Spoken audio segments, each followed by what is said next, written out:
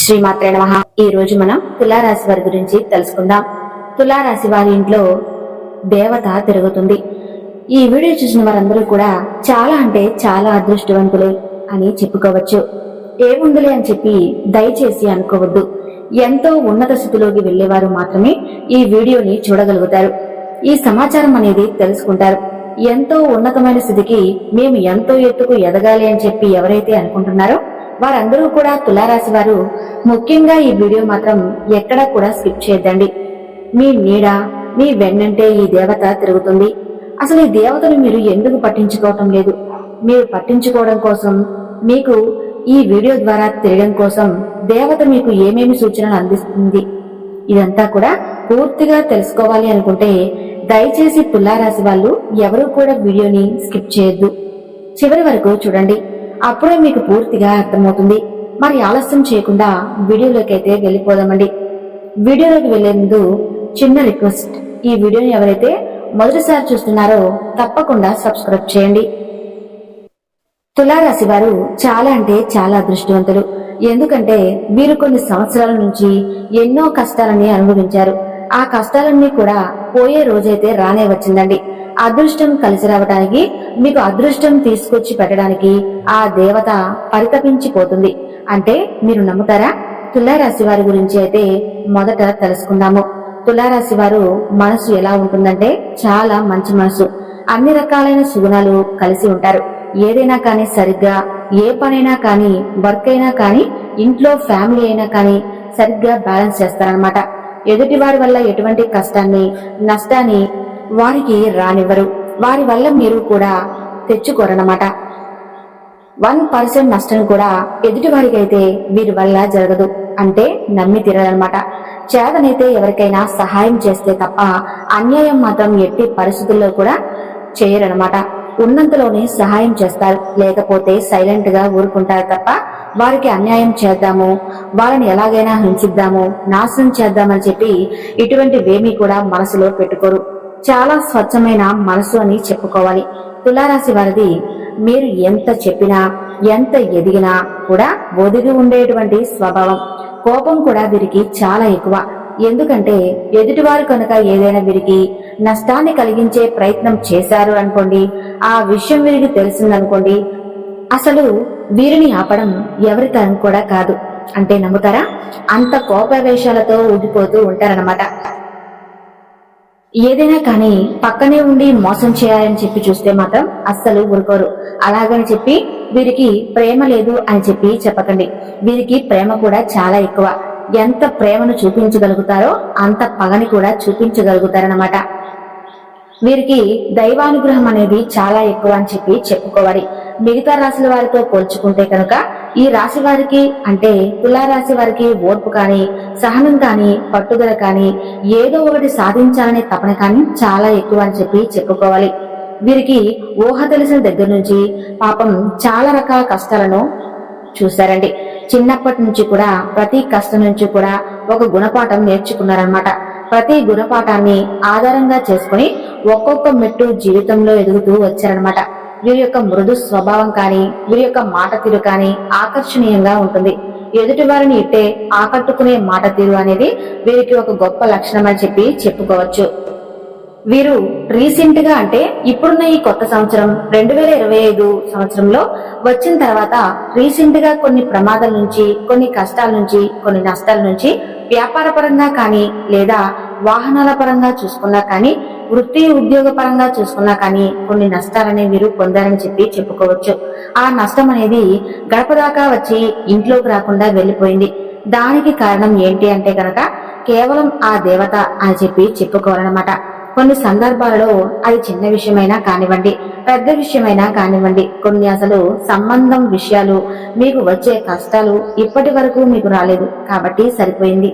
ఒకవేళ వచ్చి ఉంటే కనుక గుక్క తిప్పుకోలేం అంటారు చూసారా, అటువంటి కష్టాలు పడాల్సి వచ్చినప్పటికీ కూడా ఆ దేవత మిమ్మల్ని తప్పించేసిందని చెప్పి చెప్పుకోవాలన్నమాట. ఎంతో నష్టపోవాల్సిన పరిస్థితి, కానీ ఆ దేవత మీరు బయటకు వెళ్ళినా, ఇంట్లోకి వెళ్ళినా, ఎటు వెళ్ళినా కూడా మిమ్మల్ని వదలకుండా పట్టుకుని తిరుగుతుంది. ఇంతకీ ఆ దేవత ఎవరు అని చెప్పి అనుకుంటున్నారా? ఆ దేవత ఎవరో తెలిస్తే నిజంగా తులారాశి వారు ఆశ్చర్యపోతారు. కంటతడి పెట్టుకుంటారు. ఎందుకు ఇలా చెప్పాల్సి వస్తుంది అంటే కనుక ఆ దేవతను మర్చిపోయేందుకు కంటతడి పెట్టుకుంటారు. మీరు మర్చినా కానీ ఆ దేవత మిమ్మల్ని వదిలి వెళ్లకుండా మీ వెన్నంటే ఉండి మీ ఇంట్లోనే తిరుగుతూ మిమ్మల్ని కాపాడినందుకు కంటతడి పెట్టుకుంటారు అన్నమాట. ఎందుకంటే ఆ దేవత మీ కులదేవత. మీ పెద్దవారిని అడిగితే మీకు కులదేవత గురించి చెప్తారు. మీ తరతరాల వారిని అడిగితే మీ కులదేవత గురించి చెప్తారు. మీ తల్లిదండ్రులు కానీ మీ నాయనమ్మ తాతయ్యని కానీ లేదా వాళ్ళ వెనక ఉన్న తరాలను బ్రతికి ఉంటే వారిని కానీ అడిగితే మీకు కరెక్ట్ గా చెప్తారనమాట.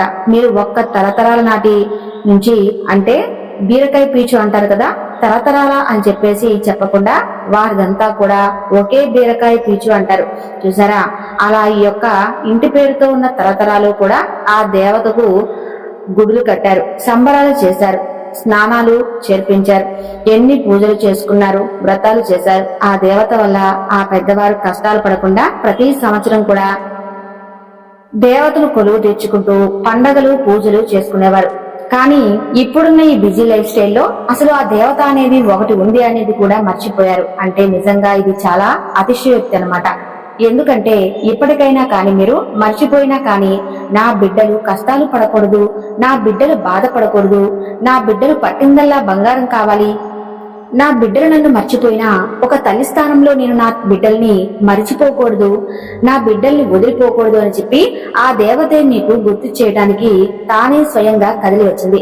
మీకు ఎటువంటి కష్టాలు రాకుండా చేయడానికి, మీకు ఎటువంటి నష్టాలు కలగకుండా చేయడానికి స్వయంగా ఆ దేవతే మీ ఇంటికి అడుగు పెట్టింది. నిజంగా తులారాశి వారైతే మాత్రం చాలా అదృష్టవంతులు. ఎందుకంటే సాక్షాత్తు అమ్మవారే మిమ్మల్ని కాపాడుకోవడానికి వచ్చింది అంటే ఇంకా అంతకంటే అదృష్టం ఏం కావాలి చెప్పండి. కానీ ఇప్పుడు మీరు ఆ దేవతను ఎందుకు వదిలేశారో తెలియదు. కానీ కొన్ని కారణాలు, బిజీ లైఫ్ స్టైల్, ఉద్యోగాలకు వెళ్ళడం, జాబులకు వెళ్ళడం, ఇక ఆ యొక్క బిజీ లైఫ్ స్టైల్లో ఆ దేవుడికి నమస్కరించుకుందాం అన్నా కూడా తీరిక లేని పరిస్థితుల్లో చాలా మంది ఉన్నారు. కొంతమంది ఎన్నో దేశాల్లో స్థిరపడిన వారు, ఎంతో మంది అమ్మవారి పేరు కూడా తెలియని వారు చాలా మంది ఉన్నారు. కనుక వెంటనే ఫోన్ చేయండి. మీ పెద్దవారికి ఫోన్ చేసి ఆ దేవత ఎవరు అని చెప్పి కనుక్కోండి. ఆ దేవత ఫోటోనైనా కానీ, అంటే ఇతర స్టేట్స్ లో స్థిరపడిన వాళ్ళు ఆ దేవత ఫోటోనైనా కొనుక్కొచ్చుకొని ఇంట్లో ఆ దేవతను పెట్టుకుని పూజించుకోండి. ఏ పండుగ వచ్చినా పబ్బం వచ్చినా ఆ అమ్మవారికి ధూపం దీపం నైవేద్యాన్ని పెట్టండి. ఇక మీరు ఎంత కష్టపడుతున్నారు, నష్టపోతున్నారు అంటే కనుక ఆ దేవతను మీరు వదిలేశారు కాబట్టి ఎప్పటికప్పుడు మీకు ఆ కష్టాలు రానివ్వకుండా మీకు ఏదో ఒక సూచనగా గుర్తు చేస్తుంది. కాబట్టి ఇప్పటికైనా కానీ ఆ దేవతను వదలకండి. ఒకవేళ ఆ దేవతను కనుక మీరు గుడి లేకపోతే ఇంటి పేరు ఉన్న వాళ్ళందరూ కూడా కాస్త ఎంతో కొంత అమౌంట్ వేసుకుని గుడి కట్టించుకునే ప్రయత్నం చేయండి. ఇలాంటివన్నీ కూడా మీ పెద్దవాళ్ళు చేసిన వాళ్ళే కాబట్టి మీరు అమ్మవారిని కనీసం ఇంట్లో పటం పెట్టుకున్నా కానీ పూజ చేసుకోండి. నిద్ర లేచింది మొదలు పడుకునేంత వరకు ఏ పని మీద వెళ్తున్నా, ఏ కార్యాన్ని చేస్తున్నా ఆ దేవతను తలుచుకోండి. ఇలా చేస్తే మీరు పట్టిందల్లా బంగారం అవుతుంది.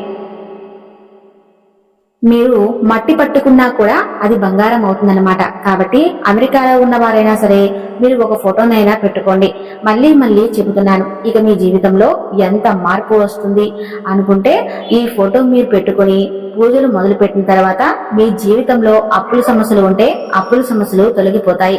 చాలా మంది కూడా పితృ రుణాలు ఉంటాయి, పితృ దోషాలు ఉంటాయి, వెనుకటి తరాల నుంచి ఉన్న శాపాలు ఉంటాయి, పెద్దల శాపాలు ఉంటాయి, డబ్బుకు సంబంధించిన సమస్యలు ఉంటాయి. అవన్నీ కూడా మీరు ఎప్పుడైతే ఈ అమ్మవారికి పూజ చేయటం మొదలు పెడతారో అప్పటి నుంచి ఆ సమస్యలన్నీ పోతాయని. కాబట్టి ఆ దేవతను ఎప్పుడూ కూడా బంగారం అని చెప్పి చెప్పుకోవాలి. దేవత కంటే కూడా బంగారం అంటే సరిపోతుంది. ఆ బంగారాన్ని మాత్రం వదలకండి. ఇంట్లో ఈ కులదైవాన్ని పూజించడం వల్ల భార్య భర్తల మధ్య అనుకూలత ఏర్పడుతుంది, సంతానపరంగా బాగుంటుంది. ఈ మధ్య మీకు శని ప్రభావం అనేది పూర్తిగా తగ్గిపోవడం వల్ల ఆ దేవత మీ దగ్గరకు వచ్చింది. ఆ దేవతకు పూజలు చేయండి, ధూపాన్ని వెలిగించండి, హారతి ఇవ్వండి. జీవితంలో మీకు అదృష్టం అంటే అదృష్టమే అని చెప్పి చెప్పుకోవాలి. సిరి సంపదలు పెరుగుతాయి, పట్టిందల్లా బంగారం అవుతుంది. ఉద్యోగాలు లేక బాధపడుతున్నారా, కష్టాలు పడుతున్నారా, భార్య భర్తల మధ్య గొడవలు జరుగుతున్నాయా, ఏం చేయాలో కూడా అర్థం కాని స్థితిలో బతుకుతున్నారా? అయితే దీనంతటికీ కారణం మీరు ఆ దేవతను పూజించకపోవటం. మీరు ఒక రకంగా ఈ వీడియో మీ కంట పడింది అంటే నిజంగా మీరు చాలా అంటే చాలా అదృష్టవంతులు తులారాశి వారు. ఈ తులారాశి వారు ఎవరైతే ఉన్నారో వెంటనే మీరు అమ్మవారికి పూజలు చేసుకోవటం మొదలు పెట్టండి. ప్రత్యేకించి పూజలు చేయాల్సిన అవసరం లేదు. అన్ని దేవుడి పటాలతో పాటు అమ్మవారి ఫోటోను కూడా పెట్టుకుని చక్కగా నిత్య దీపారాధన చేసుకుంటూ అమ్మవారికి ధూపాన్ని వేసుకుంటూ సాంబ్రాన్ని వేసుకుంటూ హారతి ఇచ్చుకుంటే చాలు. ఇక మీరు ఏది పట్టినా కూడా బంగారం అవుతుంది. మీ బిడ్డల భవిష్యత్తు బాగుంటుంది. మీకు వృత్తి, ఉద్యోగ, వ్యాపారాల పట్ల అనుకూలత ఏర్పడుతుంది. ఆర్థికంగా మీ స్థితి మెరుగుపడుతుంది. ఏది చేయాలి అనుకున్నా చక్కగా కలిసి వస్తుంది. అష్టైశ్వర్యాలు మీ కుటుంబంలో కలుగుతాయి. తరతరాలు కూడా ఆనందంగా సుఖాలని అనుభవిస్తారు. ఇప్పటికైనా అర్థమైందా తులారాశి వారి ఇంట్లో ఏ దేవత తిరుగుతుందో అని చెప్పి? మీ అందరికీ కూడా అర్థమైంది అని చెప్పి అనుకుంటున్నాను. మరి ఈ వీడియో మీకు నచ్చింది అనిపిస్తే ఈ వీడియోకి ఒక లైక్ ఇవ్వండి. మీ నుంచి కోరుకునేది నేను అదొక్కటి మాత్రమే. ఈ వీడియోని లైక్ చేయడం వల్ల మరికొంతమంది తులారాశి వారికి ఈ వీడియో చేరుతుంది. వారు కూడా తెలుసుకుంటారు. వారు కూడా మీ రాశికి చెందిన వారు కాబట్టి వారు కూడా మీకులాగే కష్టాల నుంచి తప్పించుకుంటారు. అది కూడా ఒక పుణ్యకారమే కదా. కాబట్టి ఈ వీడియోని చిన్న లైక్ అయితే చేయండి. Thank you.